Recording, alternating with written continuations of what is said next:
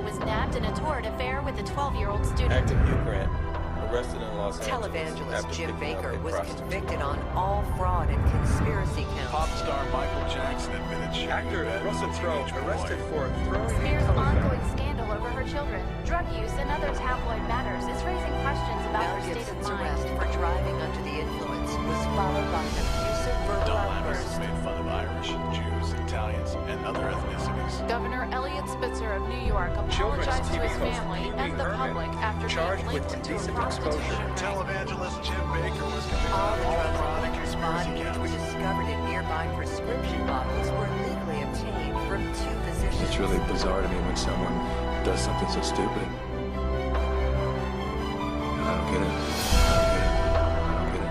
I don't get it. 25 years ago, I woke up on a cold marble floor, and I had passed out after a night, I should say another night, of drugs. But something had shifted, and I knew that if I didn't make a dramatic change in my life, that I was going to die. And I called my mother and I said, I need to go back into treatment. And I had already been in treatment 3 or 4 times. All these other times, I left. On day 10, I started to feel great. I'm drug-free. I'm not like any of these people. I'm out of here. And I would pack up my little bag, put my little arrogant suit on, and march myself out of treatment, and I was free. I was going to make it to the other side. By day 6 or 7, I'd be on the phone looking for my drugs and end up right back in rehab. So instead of running away this time, I went into the bathroom and I got down on my hands and knees and I started begging, please, relieve me of this pain. Grant me the serenity to accept the things I cannot change. I cannot change my desire to leave. And in that moment, on that floor, something happened to me. Something that was like magic. It was mind-blowing to me. Because all of a sudden, after a few minutes, I knew I could stay one more day. How could I go from terrified and my mind going a million miles a minute to this place of complete peace? I walked out of there on day 28, knowing that there was something that I had to find out about.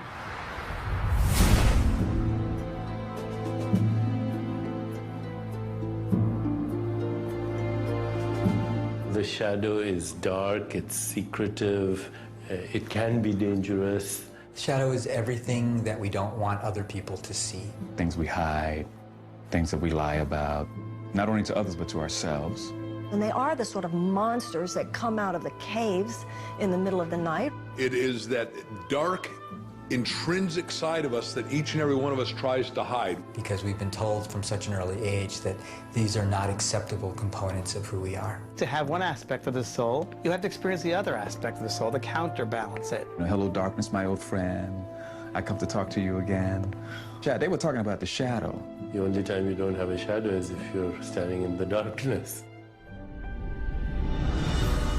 The shadow shows up in so many ways. Writing bad checks, drinking too much, cheating on our tax returns, dipping into our expense account or the family trust, eating chocolate cake in the middle of the night after 3 days of dieting and depriving ourselves, screaming at our kids or verbally abusing our partners after being the nice guy at work all day, surfing the internet and visiting porn sites while our wife makes us dinner, cheating on our husband while he is hard at work trying to provide all the extra pleasures in life for our family, stealing our co-workers' ideas and claiming them as our own. The shadow is made up of the thoughts, emotions, and impulses that we find too painful, embarrassing, or distasteful to accept. So instead of dealing with them, we repress them. Right now, hundreds of millions of people are living in denial of their individual shadow. And all of us are being affected by the collective shadow in more ways than we can imagine.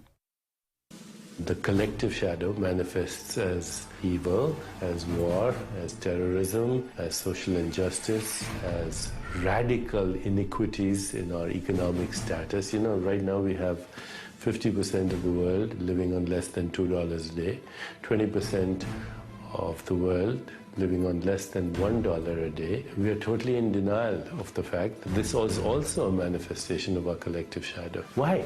Because people in social institutions, financial institutions, political institutions, corporate institutions are in total denial of the shadow energy. They don't even understand it. Even what we call evil in the world is the manifestation of our collective shadow, turned pathological, repressed, in rage, in denial. People who express self-righteous morality are usually the ones who have the darkest, deepest shadows. The shadow of the Catholic Church, which pronounces on homosexuality as evil and calls gays sinners, while hiding pedophiles in its own clergy.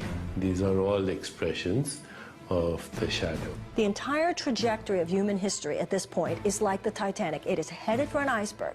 It is going in a direction that is unsustainable, and it is going in a direction that is unsurvivable. If not for us, then at least for our children or our grandchildren. And from an archetypal perspective, each and every one of us is the captain. And the temptation is, it's too painful.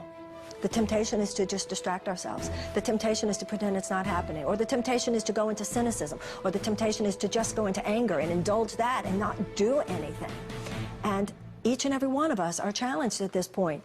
Don't be the captain who just goes downstairs and goes to sleep. Everything that expands has got to contract. What goes up's got to come down. People are going to be confronted with their shadow all of a sudden. They've been living high, living wonderful.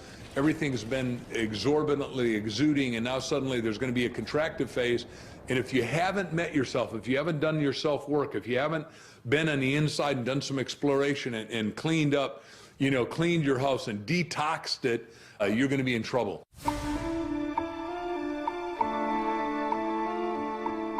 The birth of our shadow occurs when we are very young, before our logical thinking mind is developed enough to filter the messages we receive from parents, caregivers, and the world at large.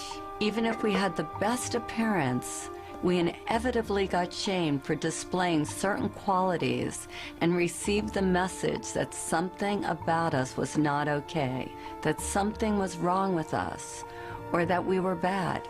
You greedy little toot, how are you going to eat all those before dinner? These messages get ingrained in our subconscious like a computer virus, altering our perception of ourselves and wounding our healthy sense of ego. When we suppress any of these qualities, we are living in denial of all of who we are.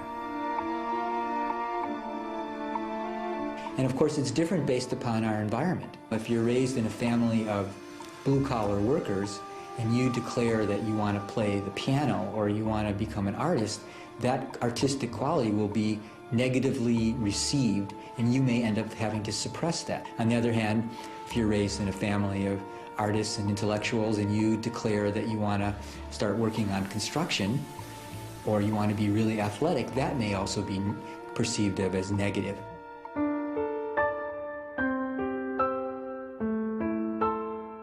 We try with all our might to pretend that we are not that which we hate. In fact, proving this is an all-important task for the wounded ego. A task which the ego believes is vital to its existence. The wounded ego must hide all that we believe is unacceptable about ourselves. To accomplish this task, it constructs a mask to prove to others that we are not as defective, inferior, worthless, and bad as we might fear we are. None of us likes to admit that we have these flaws and insecurities. So to hide them, we create a persona at a very young age. We start to wrap ourselves up in a new package that we believe will bring us the love, attention, and acceptance that we hunger for.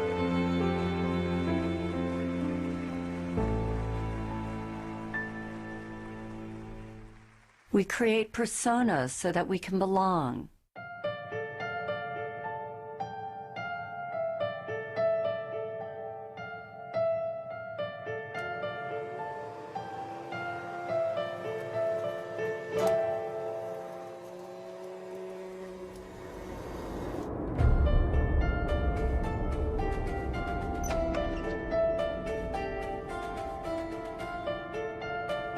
Most of us have a public life and a secret life.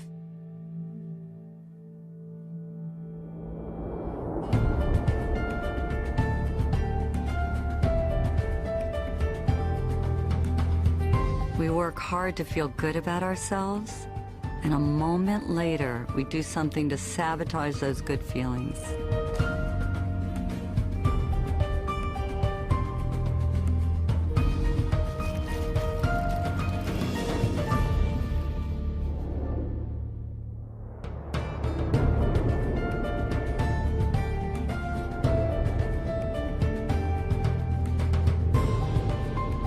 We wear masks that we believe will take us where we want to go. And these masks take many forms.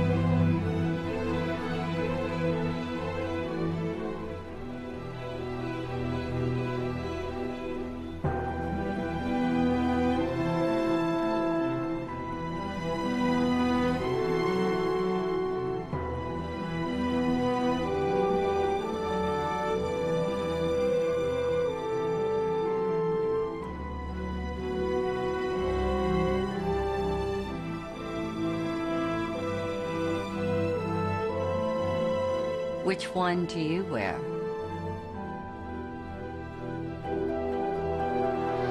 Our masks become our prison. Beneath the mask that we show the world, our wounded egos are in pain. The parts of us that were deemed bad and wrong by others, and now by ourselves, are literally screaming to get out, to be set free, and to be accepted and loved as a valuable part of who we are. When we deny ourselves a safe outlet to express our dark side, it builds up and becomes a powerful force that is capable of destroying our lives as well as the lives of others. This is what I call the beach ball effect. So everything that we reject, we have to keep beneath our consciousness. We try to bury it, so to speak. You know how much energy it takes to put a beach ball underwater? You take your selfish self, you take your angry self, you take your too good self, your not good enough self. You take all of it, and it's like you have 40 beach balls you're trying to manage. And then what happens when you're holding that beach ball underwater? When you're young, you got lots of energy, so you can manage a lot of beach balls. But then, when you're not in the midst of possibility, when your defenses are down, when you have your attention on some big prize you're going to win, all of a sudden, boom, somebody does something. What happens to the beach ball? Pops up and hits you in the face. What's road rage? Is it anything more than that beach ball coming up? We see it in the media all the time. A filmmaker is making deep Christian films, all of a sudden gets drunk, shouts anti-Semitic comments in a drunken rage, right? A radio star makes his living like being a great communicator. All of a sudden makes a comment, a racial slur. So all of these beach balls that you are trying to manage, are you successful at it? No, it's all of it not anymore. When you don't deal with the shadow, that part comes out and it'll creep up. It'll creep up in workplaces and creep up in relationships. The more we try to suppress those societally determined, undesirable qualities, the more they find interesting and often mischievous ways to express themselves. And it would be like locking somebody in the basement who wants to get out. So they do things down there to get our attention until we recognize them and let them out. Because those aspects of ourselves that we don't like exit through a kind of detox process. It's got to come out in order to be released. One of my beach balls happened in front of a room full of people. So I'm out of treatment, 5 years. I've been floating around, trying to become the most perfect person. How could I have people want to be my friend? How could I be a little more spiritual? I was on the quest and I thought I was doing a really beautiful job. And I went to another workshop. We had to get up in front of the room and say what we were committed to in the world. And I thought I was just being wonderful, and everybody was looking at me like you're all looking at me. And from the back of the room, this woman screams out, "You're a bitch!" And I thought, well, I know that. How does she know? And I was horrified. I was so humiliated. It was the one word that I didn't want to be called. And she said to me, "Tell me something good about being a bitch." And I said, "There's nothing good." She goes, "Well, you're a bitch. There's got to be something good about being a bitch."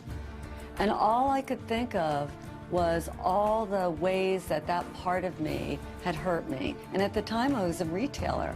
And she said, "Do you ever get damaged merchandise delivered to your store?" And I said, "All the time." She said, "Is there ever a time where they don't want to take back the damaged goods?" And I said, "Yes." And she said, "Well, do you ever have to get a little forceful or a little bitchy?" And I said, "Oh my God, yes." And I was remodeling a house at the time. She said, "When you're a couple of weeks late and $20,000 over budget, does it help to be a little bitchy? Would it help you?" And all of a sudden, I realized that when I finally said to the contractor, "You need to finish my house," he finished my house. And this light went on inside of me, that this part of me that I had shamed, that I had hated so much, actually came bearing gifts. She said, "Either you're going to use it or it's going to use you." And that was a life-changing moment for me. When we fully understand the human soul, we find that it's a place of ambiguity, of contradiction, of paradox. All experience is a result of contrast, light and shadow, pleasure and pain, up and down, backwards and forwards. In order to have manifestation, you need opposing energies. You need your enemies to be who you are. The human soul is simultaneously divine and diabolical, sacred and profane, sinner and saint. Eastern wisdom traditions, we have a saying, the sinner and saint are merely exchanging notes. So once you understand that, then first thing you realize is to have a shadow is normal. If you had only truth, goodness, harmony on your side and the complete absence of the other, there would be no creative impulse. Let's say you had only the evolutionary creative impulse in the universe, then the universe would rapidly burn itself into the heat death of absolute zero. If on the other hand you had only the impulse of inertia or destruction or entropy, then the universe would rapidly collapse into a big black hole before you could say Deepak Chopra. We are the microcosm of the macrocosm. This means that every quality that we can see in another exists within us. We possess every human characteristic and emotion, whether active or dormant, whether conscious or unconscious. There is nothing we can see or conceive of that we are not. We are everything, that which we consider good and that which we consider bad. How could we know courage if we have never known fear? How could we know happiness if we never knew sadness? How could we know the light if we didn't know dark? All of life is based on the coexistence of these pairs of opposites. Our shadow is forever hiding from itself. Rather than confront our own darkness, we project these unwanted qualities onto others. When we are projecting our shadow selves, it sounds like this. She's so self-centered. He's so full of himself. These people are idiots. What a loser. Afraid of our own unworthiness and simultaneously afraid of our own greatness, we unconsciously transfer these qualities onto another rather than owning them ourselves. Those we project on own pieces of our unclaimed darkness as well as pieces of our unclaimed light. Until we take back all that we have projected away, what we can't be with won't let us be.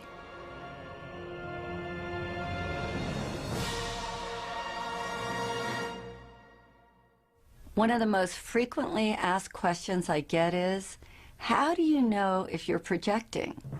If it's your stuff or theirs? I think it was best said by revered philosopher and psychologist Ken Wilber. He says that if a person or thing in our environment informs us, if we receive what is happening as information, a point of interest, we probably aren't projecting. On the other hand, if it affects us, we're pointing our fingers, judging if we're plugged in, chances are that we are a victim of our own projections. Think of someone from your own life who disgusts, annoys, or repulses you, and think of the qualities about them that you most hate. Now imagine this person standing right in front of you, and I want you to put your hand out, point your finger at them, and say, "You're an idiot," or "You're a know-it-all," or "You're selfish." Now stop where you are.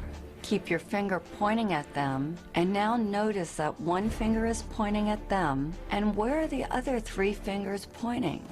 Back at you. This is the phenomenon of projection. Instead of acknowledging the qualities within us that we dislike, we project them onto someone else. We project them onto our mothers, our kids, our friends, or even better, some famous public figure who we have never even met.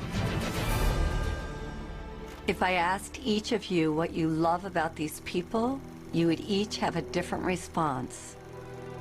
The people that you hate also represent some aspect of yourself that you don't own. Notice what you think and feel as you look at each of these people.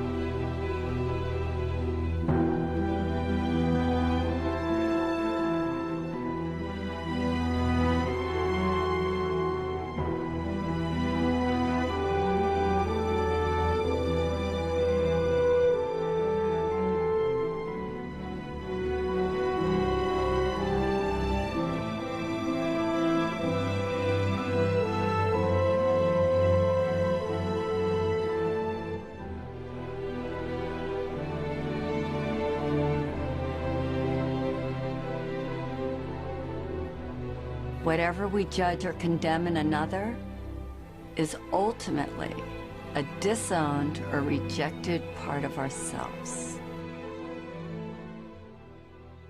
I was watching the events of 9/11 on TV with a friend of mine, and after that we were driving down the street. I turned to my friend and I said, "You know, from now on, the Arabs are going to be the new blacks. They're going to get the brunt of a lot of projections that blacks have carried in this culture for a long time." Now, a lot of times, blacks react. We react to those projections, and we project back. And that creates a vicious cycle. And the ego consciousness just responds the way it should, really, because it's designed to respond as a survival mechanism. That's what the ego is all about, to help us survive. But it's mechanical, it's reactive. When an aggressive, negative energy is directed at us, the ego immediately wants to defend and react. Of course, when you react to a projection, you become that projection. And I didn't want to become an angry black man. That doesn't mean that I don't get angry. I certainly can and do get angry, but I express it and let it go. There's an old Sufi story about a philosopher who made an appointment to debate with a Sufi wisdom teacher named Nasruddin. When the philosopher arrived at his appointment, he found Nasruddin away from his home. Infuriated, the philosopher picked up a piece of chalk and wrote "stupid oaf" on Nasrudin's gate. When Nasrudin got home and saw this, he rushed right over to the philosopher's house. "I had forgotten that you were to call, and I'm sorry I missed our appointment," he said. "But I remembered it the minute I saw that you had written your name on my gate." The great Swiss psychologist Carl Jung, who coined the word shadow and shadow work, said, "That is the shadow, the person we'd rather not be." Rush Limbaugh hated drug addicts, and then it was revealed that he was one himself.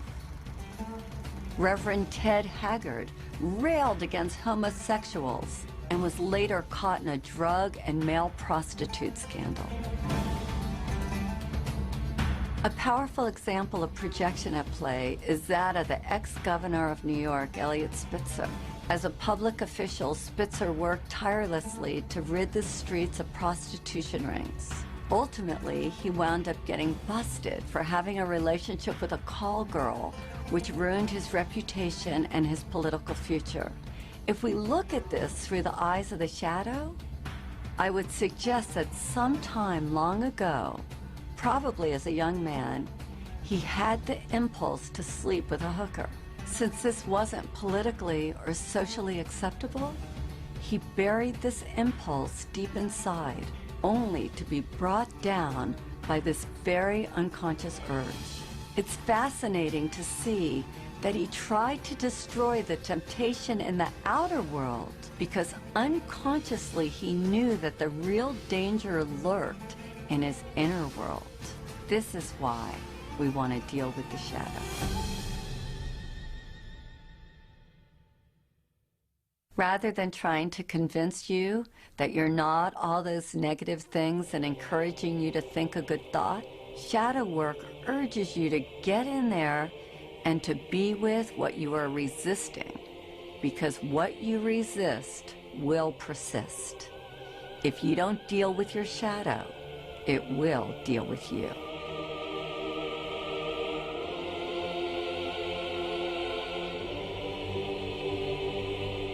The cost of ignoring a destructive pattern is that you're going to self-destruct. You will implode rather than explode. Well, you know, my training is as a neurologist, so I've spent well over 3 decades studying how the nervous system organizes this information. And it's really quite interesting when you look at the fact that really, even though we think of having one brain, we actually have 3 different brains. We have this very primitive brain, which some people call the reptilian brain. And if you look at a reptile or look at a crocodile, it really just has 2 responses, on or off. So if you ever watched a crocodile trying to eat a wildebeest, it seems to be very quiet and suddenly explodes, and then it goes back into its quiet state. So that response is really a very basic survival response. But the mammalian brain, which is sometimes known as the limbic brain, has created a modulating effect on that reptilian brain. So the limbic system has brought into this very primitive on-off response gradations, meaning you can be a little bit on, significantly on, really on. But then on top of that mammalian brain, really just for the last couple 100,000 years, we've evolved this human brain, which is called the neocortex, neo meaning new cortex, new covering of the brain. And that actually allows us, for the first time in evolutionary history, to decide whether or not we want to react at all.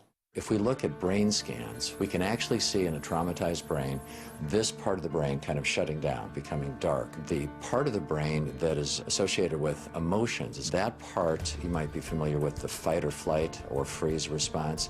The amygdala, which is the fear processing center in this part of the brain, really becomes bright. So what happens is trauma changes brain functioning, and then that triggers changes in stress hormones in the body, which are not a good thing. It's crucial to be able to recognize and express any kind of pain. Without that, it stays with us, it lodges in the body, and it causes us to react, to live unconsciously. The unresolved issues that people have in their bodies, their emotions, has an absolute direct correlation with their physical bodies, their health and their well-being, their expression of wellness overall. They think that their health is somehow separate from their emotions. They are intimately connected. Obesity, diabetes, heart disease, and cancer, they're all the result, significantly, of chronic, unprocessed, inflammatory molecules that have their correlates in the psychological world of chronic, unprocessed emotions and experiences. Every single one of those conditions is a byproduct of our stress levels. It affects our health intimately. Most people are aware that what they eat and what they drink affect their toxicity levels. What they don't realize is that what they think and the emotions that they've built up over years are really the most toxic. The ways that people have dealt with this traditionally and historically are inadequate. My patients are in overwhelm.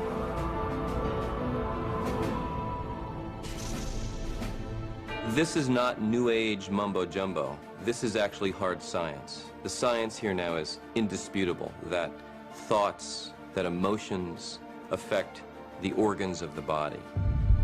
We have to be mindful with every single thought that we have every single day. How do we want to create our heaven or our hell? How do we treat one another? Because we are the source of everything within us. There is a poem by Rumi called The Guest House, which in many ways describes the human journey. This being human is a guest house. Every morning a new arrival, a joy, a depression, a meanness, some momentary awareness comes as an unexpected visitor. Welcome and entertain them all. Even if they are a crowd of sorrows who violently sweep your house empty of its furniture, still treat each guest honorably. He may be clearing you out for some new delight. The dark thought, the shame, the malice, meet them at the door laughing and invite them in. Be grateful for whoever comes, because each has been sent as a guide from beyond. Repressing our anger may seem like a good solution, but pretty soon we run out of places to hide. Divorce, stress at work, financial trouble or tension within our families provoke the shadow until finally it erupts. The ancient Vedic text known as the Bhagavad Gita states that man should discover his own reality, not thwart himself, for he has himself as his only friend or as his only enemy. But if he rejects his own reality, the self will war against him.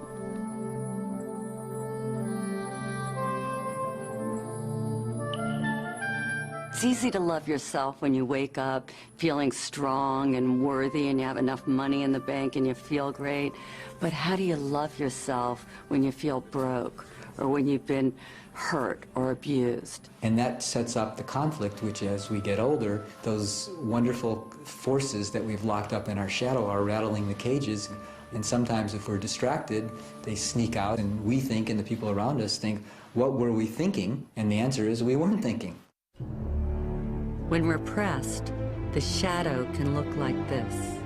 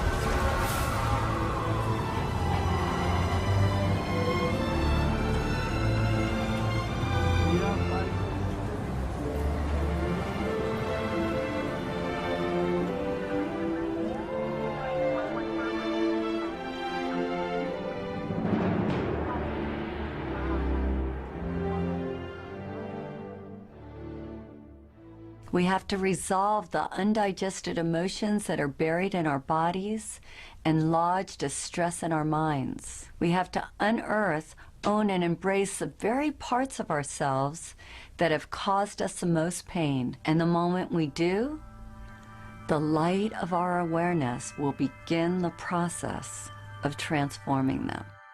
We think we're alone. We think we're different.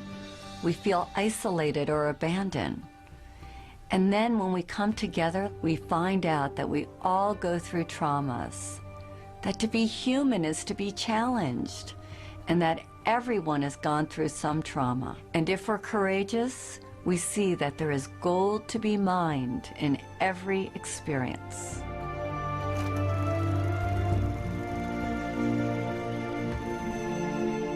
It's very interesting because I don't remember a single day where my mother was not drunk, you know, and I had to live through this. And I didn't understand it. Very, very confused by it all. Why is this happening? Why is this happening? Who are you? Because as she would drink and as she became into that space, I knew I didn't know her. And I just wished she was dead. I said, I wish you were dead. Wish you were dead. I wanted the pain out of my life, Because you don't belong here. Whoever you are, this intoxicated person, and as a child looking at this, because my father wasn't there either, I had to figure this out. But all I did was wish she was dead, right? Well, not until 30, 40 years later, after she had passed over, she lived many, many years after that, and after getting involved in this work, I realized that that was indeed one of the most incredible blessings of my life. I learned from that situation about compassion, and I learned about forgiveness. And that's a pretty big one to have to learn about forgiveness. You know, we see these things as horrific experiences, terrible experiences, dark experiences, when in truth, they're really enlightened experiences because they help us to be who we are. They help us to be compassionate. They help us to be forgiving. They help us to look at someone very, very differently. What doesn't kill us makes us stronger. At a certain point in life, it's about saying, I have been through what I've been through. I've succeeded in some ways, perhaps, but I've also failed in some ways. I've been strong at times, but I've also been weak at times. I've gotten some things right, and other things I've gotten wrong. And some things have gone well for me, and some things have been damn awful.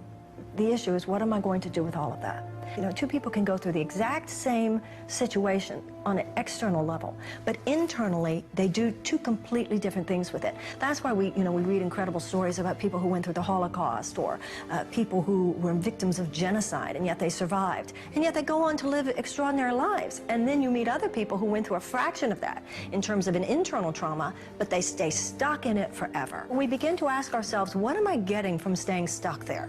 What am I avoiding from staying stuck there? And what we are avoiding is the greatest challenge of all, and that is to be who we can be in order to serve the world.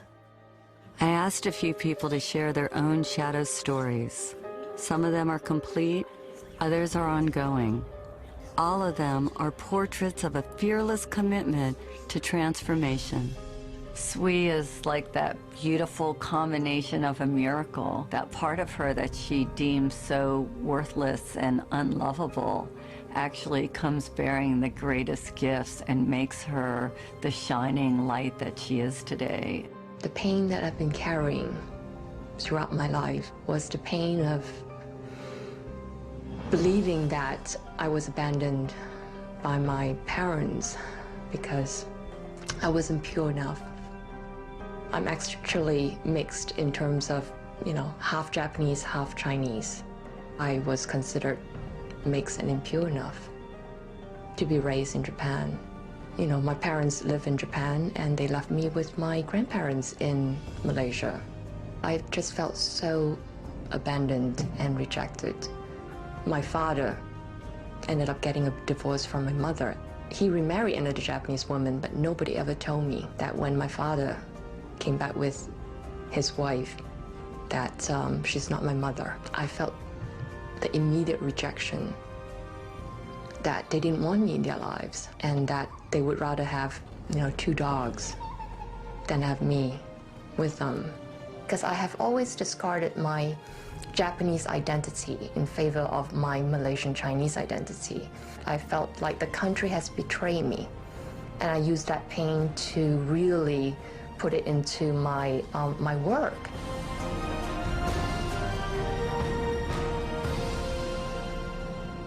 I heard the project was in trouble in Japan, and I volunteered to go to Japan to fix this problem because I know that I could do it. That one day I stepped into Tokyo and I just felt that this is where I need to be to really discover and explore the Japanese half of me. In less than 3 years, I created a business from $40 million to over $200 million in a country dominated by men. You know, never heard of a half Japanese, half Chinese woman being a business leader in a big US telecom world. So I couldn't be the leader I am today without going through the emotions and the pain that I went through my whole life. If we look deeper, we will see that we all have a divine recipe.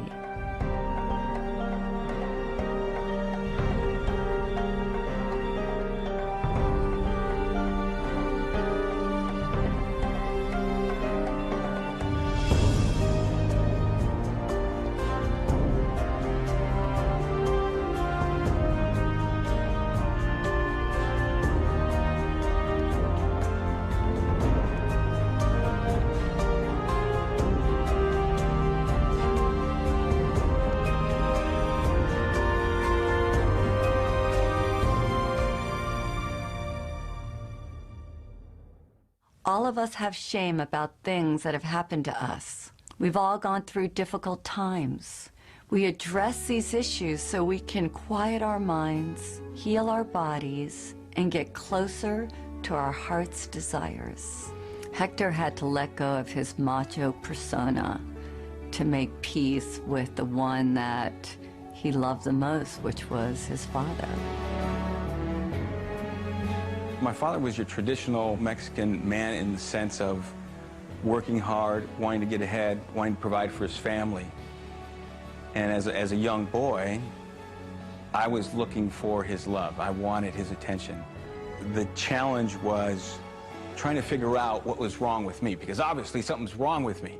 If, number one, he's not giving me the attention I want as a little boy, not giving me the love, yelling at me, you know, being verbally abusive, obviously I did something wrong, there's something wrong with me. So I carried that story from that point on for a long time.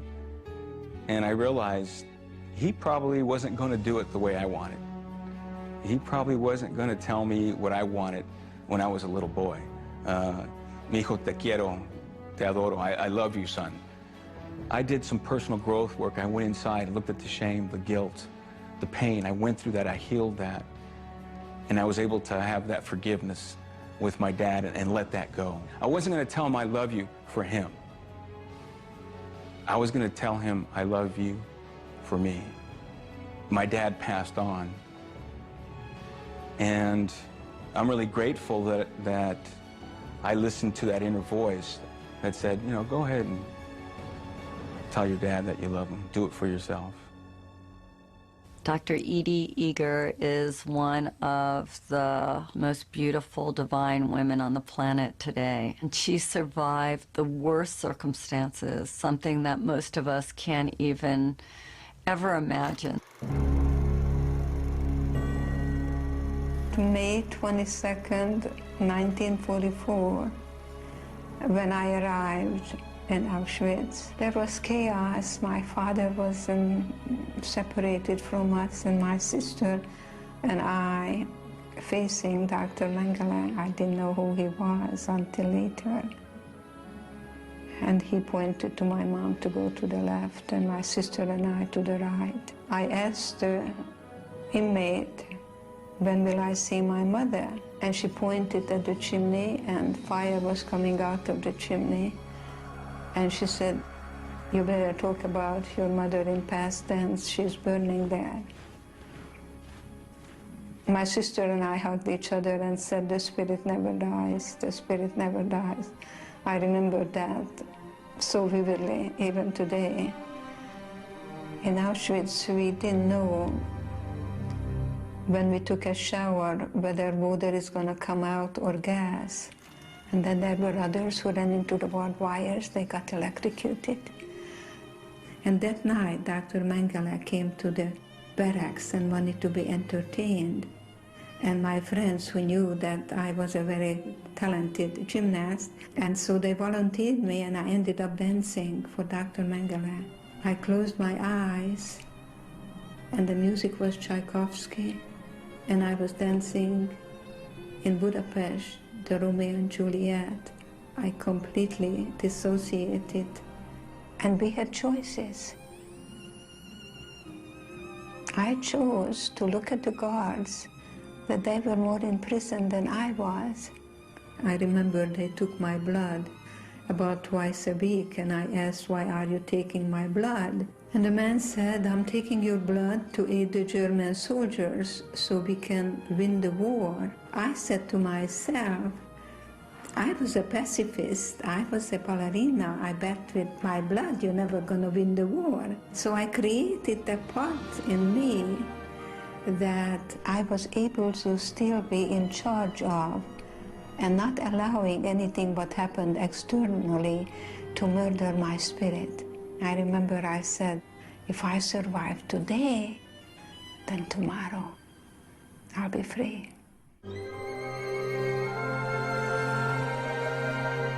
I remember when Marita came to the shadow process and everybody was looking for the negative qualities they needed to embrace. Marita couldn't even say hers, and I kept asking, what is so horrible that you can't even say it? And she said, because of my background, mine is that I'm a Nazi. I was born in Germany in 1955, 10 years after the war. I found out when I was 11 or 12 what my country had done. This is a subject we never talked about. My grandfather wouldn't tell me about his experience. My mother wants nothing to do with this. I'm not the only German that holds this and lives this and hides this. And I found many ways to sabotage myself from ever tasting power or success because, you know, Hitler was successful to coming to power, and that power was horribly abused. I didn't interact with any Germans at all. I stayed away from them, and I did not want to interact with any Jewish person because I didn't want to cause any more pain, and I was ashamed.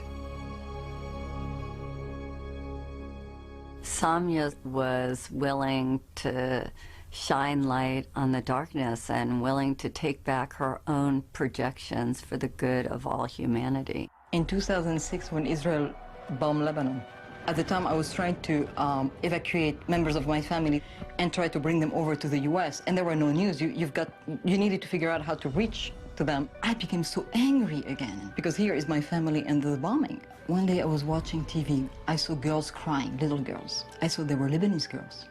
And of course, you know, every time I saw like Lebanese kids being bombed and everything, I was really, really angry. I was like, you know, yes, yes, yes, like bomb the bastards kind of thing. And at the end, I realized they were reporting from the Israeli border, on the other side of the border. And they looked exactly the same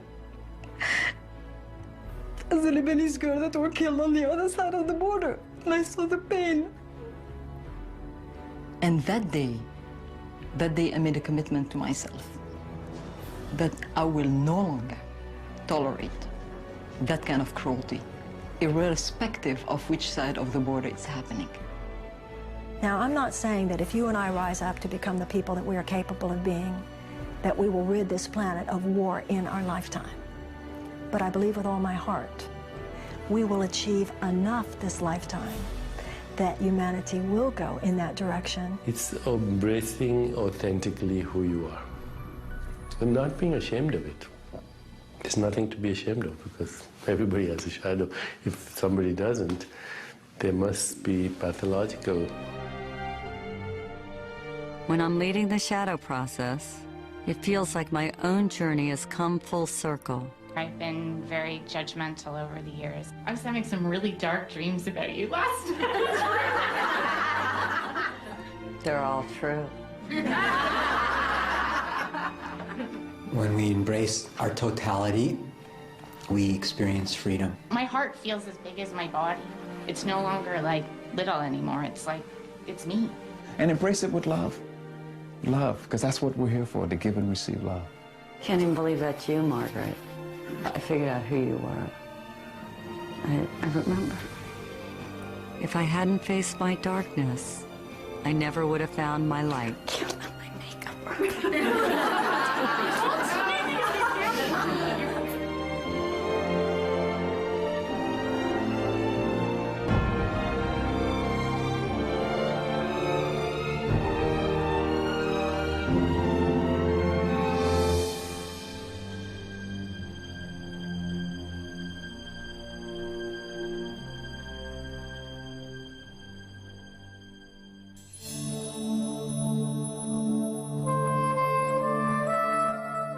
Our deepest fear is not that we're inadequate. Our deepest fear is that we are powerful beyond measure. It's our light, not our darkness, that most frightens us. We ask ourselves, who am I to be brilliant, gorgeous, talented, and fabulous? But actually, who are you not to be? You are a child of God.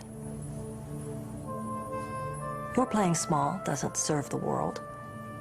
There's nothing enlightened about shrinking so that other people won't feel insecure around you. We are all meant to shine, as children do. We were born to make manifest the glory of God that is within us. It's not just in some of us, it's in everyone. And as we let our own light shine, we unconsciously give other people permission to do the same.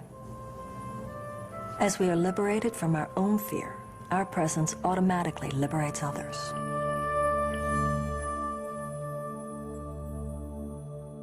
Consider the story of the Golden Buddha. In 1957, a monastery in Thailand was being relocated and a group of monks was put in charge of moving a giant clay Buddha. In the midst of the move, one of the monks noticed a crack in the Buddha. Concerned about damaging the idol, the monks decided to wait a day before continuing with their task.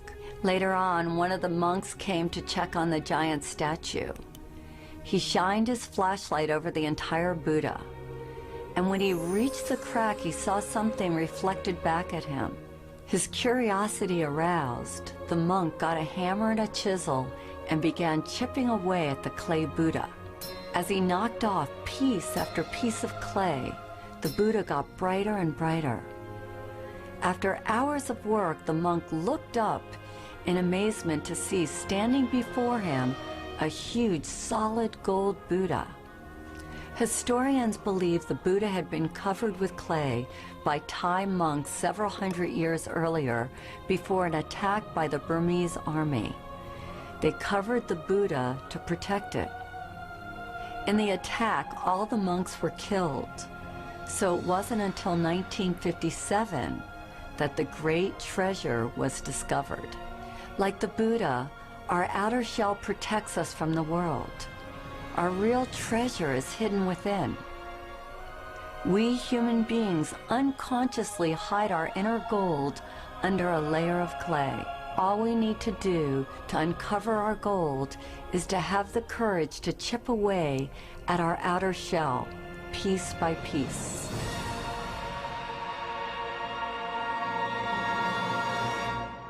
You can't fight darkness with darkness, but you can switch on the light. All of the work we do on the shadow is to get us to this point where we can forgive.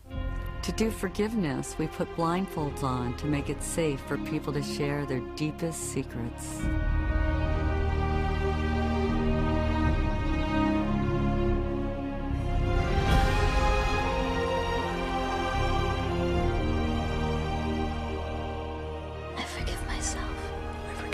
I forgive myself for not finishing college. I forgive myself for beating up my sister. I forgive myself. I forgive myself for hating my body. For screaming at my kids. For not laughing enough. For thinking I'm a stupid, incompetent asshole. For stealing from my first boss. For being rich. For being beautiful. For drinking too much, not speaking out. I forgive myself. I forgive myself. For lying, for cheating, binging on my diet. I forgive myself. Forgive myself. Forgive myself. Forgive myself. I forgive myself for everything. You are forgiven. You are forgiven. You are forgiven. You are completely forgiven.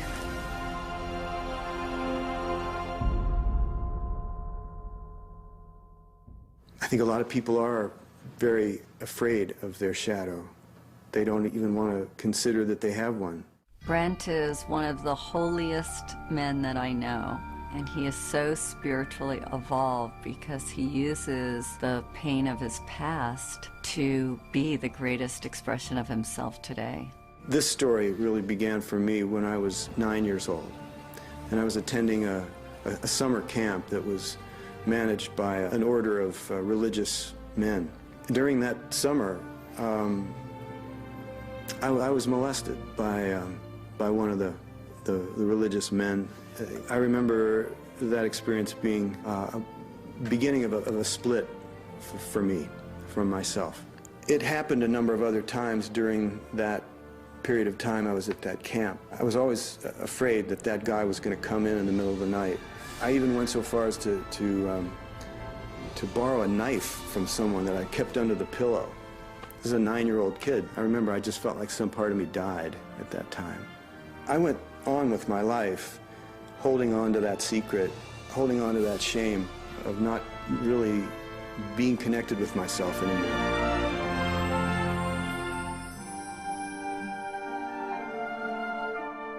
The difference between forgiving and condoning. Forgiving is seeing the true heart of another person. It's beyond all the action. In holding anybody to blame, we limit our own love.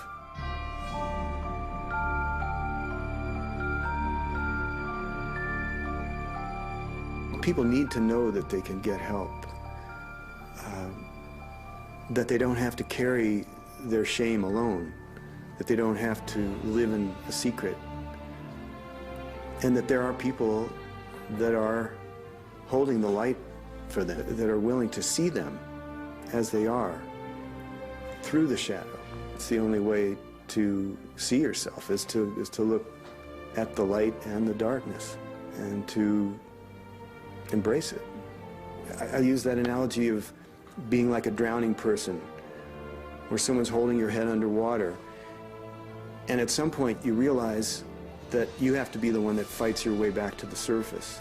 What happened to me as a child has given me a real depth of compassion, which I'm so grateful for, because it's so clear to me when I work with people how they're suffering, how they're hiding, and it's been the greatest gift of my life that I'm in a position where I can honor people in that way.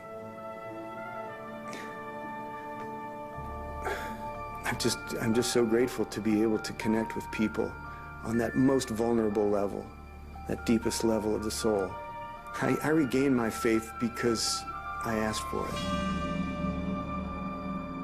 Forgiveness doesn't happen in your head until it happens in your heart. My mom was walking downtown Beirut with the young Israelis, and she turns to my dad, and her mother had been killed by the Israelis. She goes, "Mustafa, these are young soldiers, don't they have a mother?" And if she can forgive, who are we not to forgive? Well, you can't move on if you don't forgive. The train stops if you don't forgive. And mostly, you got to forgive yourself for taking whatever happened to you too deep, to a deep place that it shut you down. The universe will deal with that person's karma. You don't have to worry that if you, quote unquote, forgive them, that they're going to somehow live an undeserved, wonderful life. Each and every one of us needs to work full-time on self-forgiveness. Our motivation to forgive is increased when we understand why it's so important. It's not just to make their day better, it's to free you. And forgiveness is the hallway between the past and the future. The future expression of who we are as a planet, as our country in America, depends on the people that grow up, that become the next presidents, that become the next politicians, economists. We want to make a difference. We want to somehow get it right, you know, to feel like we did, or at least we tried to do what we came here to do. That is the gold that is being mined today. But that's because the world is growing. We're entering a new age. That's what's going on. That's why we're talking about this. You are a force of love. You are made from love. And love is the most forceful energy you could ever have. Accept that energy. Accept who you are.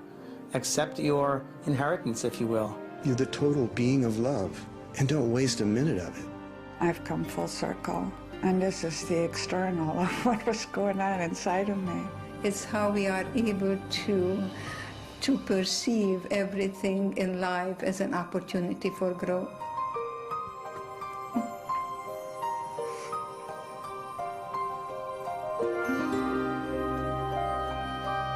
I got married, I have 3 children and 5 grandchildren and 1 great-grandson, and that's the best revenge to Hitler. You are here. You and I are here, yes.